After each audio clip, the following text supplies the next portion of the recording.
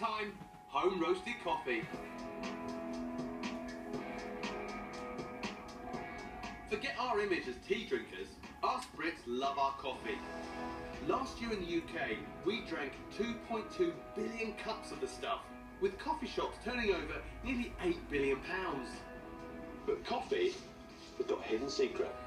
The vast majority of the coffee you get from the big chains and most supermarket ground coffee is roasted dark. The reason they do that is because you're getting beans from, Ethiopia, Guatemala, Brazil, all over the world, and you want a standardised roast.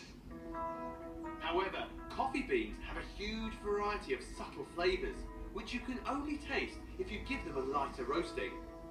And we're not really getting the full array that the coffee bean offers.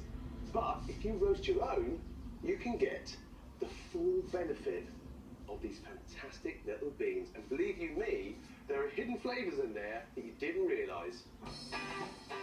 And all you need for a homemade coffee roaster is a barbecue and a few quid's worth of DIY supplies.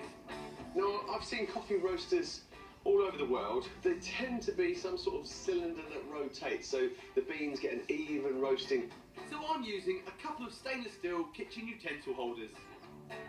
Going to fit together like that, and that will be my roasting cylinder.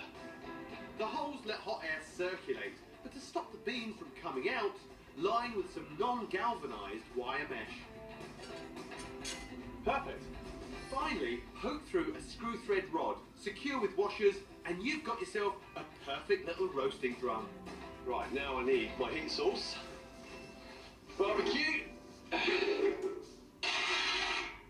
Okay, heat underneath, slowly turning, super roasted beans. Just need a handle. For this, you just need to make an L shape from 2 bits of wood and fix securely to your pole. There we go, all ready for the beans and a bit of heat. Get your barbecue going and leave the coals to burn down. You don't want any flame grilled coffee beans. Okay, so here are my beans. Now you notice these are green, these are fresh beans. You can get fresh beans online, there's loads of suppliers. These fresh beans were half the cost of buying the ready roasted ones. It's artisan roasted coffee at bargain prices. You don't want to wedge it full of beans, okay? You want room for them all to be able to tumble on top of each other so you get a nice, even roast.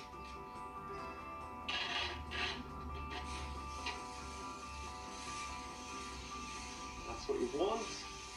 You see, as I'm rotating, the beans are all tumbling on each other. The cylinder's heating up. As soon as we get to about 200 degrees inside the beans, we get some action. After about 20 minutes of roasting, prepare for action.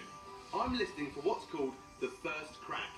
This is the sound of the beans splitting as moisture and gas from inside forces its way out.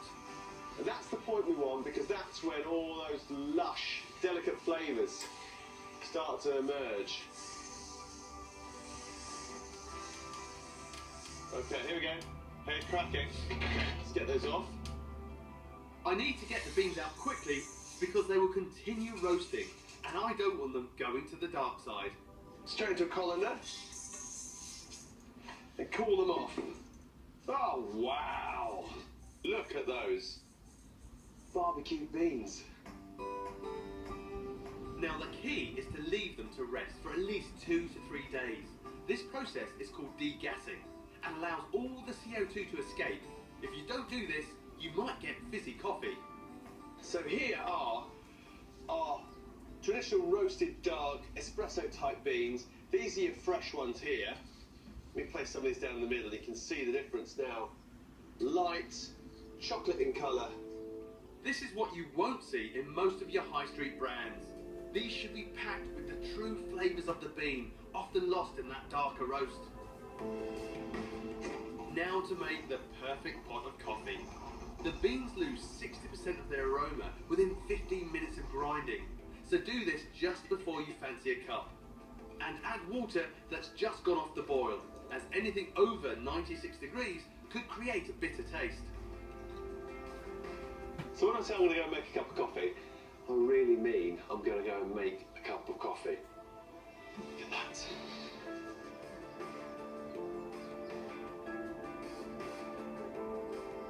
Wow. That is amazing. It's so zingy, so fresh, fragrant, citrusy. The big difference between this and really dark roasted coffee, this is spring, that is autumn. They both have their benefits. But until you do this, you've got to have a go at it. Until you do it, you don't realise the array of different flavours hidden in a coffee bean. Give it a go.